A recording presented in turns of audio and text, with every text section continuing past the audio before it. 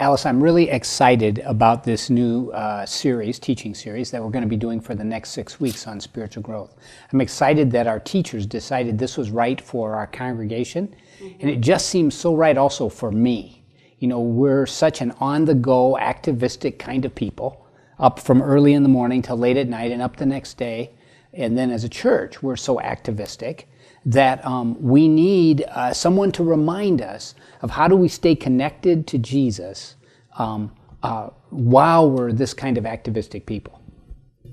You know, I just really need this series myself.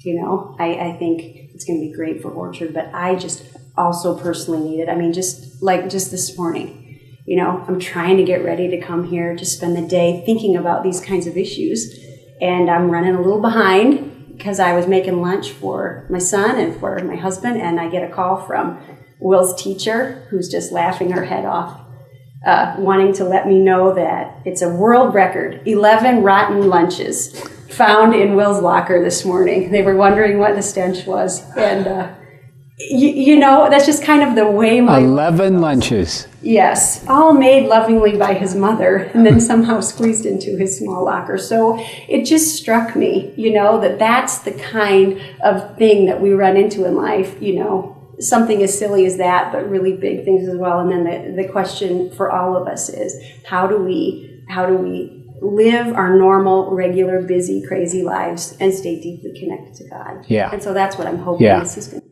So we need it as a church, we need it as a people, a community, we need it as individuals. I need it as I try to be a dad and a grandpa and a husband, you know, and a neighbor. I need it so badly. Absolutely. And you know what struck me as I was thinking about that this week and in some conversations with some other people was, you know, we had this verse from the book of Jeremiah that was kind of guiding us, kind of our theme verse for this Dream Again, and these 4 really big goals that God laid out in front of us.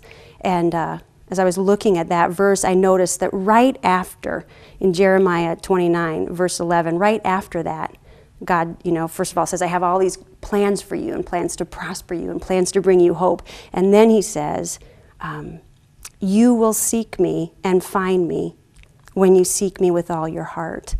And it just really struck me that here God is saying to Orchard, I don't want you to stop charging the next hill. I don't want you to stop bringing the hope and the love of Jesus to lost people. I want you to be a busy church for me. But in the midst of that, and because of that, I need you to create space in your life to seek me. And so I just think this is a really important element as we move into this next season of Orchard's life. Yeah, I remember a discussion in our teaching team where we said, well, so we've got solitude and silence, we've got slowing down, we've got scripture. We said, man, it sounds like a monastery, you know? Yeah. And that's not what we're calling Orchard to. It's not light a bunch of candles and hold hands. But it's like do the hard work, do the serious work of connecting with Jesus so that my life has power. Right. Which is what we all want. Right. Because I think a big danger could be if we just have this unbalanced life of running, even doing great things for God, we risk letting go of his hand. Yeah. We risk running ahead of him, thinking we're doing his work, but we haven't taken the time to hear his voice. And so this is about a rhythm. Just as God ordained. There's day, there's night, there's work, there's rest. There's work for him, and then there's listening for his voice and connecting with him. And so we want to make sure to be a balanced congregation. And then we're calling the series Space Between the Logs. Space Between the Logs. It's like we've all tried to build a fire out in the campground, right, where we've just dumped logs on, and we've tried to get it going, and we just can't get it going. And we realized that the problem is we haven't put space between the logs, and we found this poem that affected a lot of us in our leadership classes that is really a poem that describes a life that you've been talking about where the Spirit of God is the flame, and God's power is the flame, and it can just like erupt in our lives, as long as we put the logs of our activities in the right ways. Right. And so it's called Fire, and it's by Judy Brown. And why don't you begin to read that, Alice?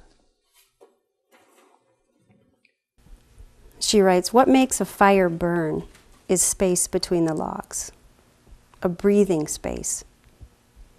Too much of a good thing, too many logs packed in too tight can douse the flames almost as surely as a pail of water.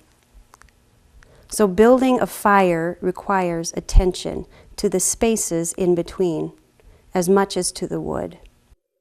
And when we are able to build open spaces in the same way we have learned to pile on logs, then we come to see how it is fuel and the absence of fuel together that makes the fire possible.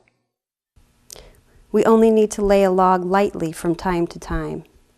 A fire grows simply because the space is there, with openings in which the flame that knows just how it wants to burn can find its way.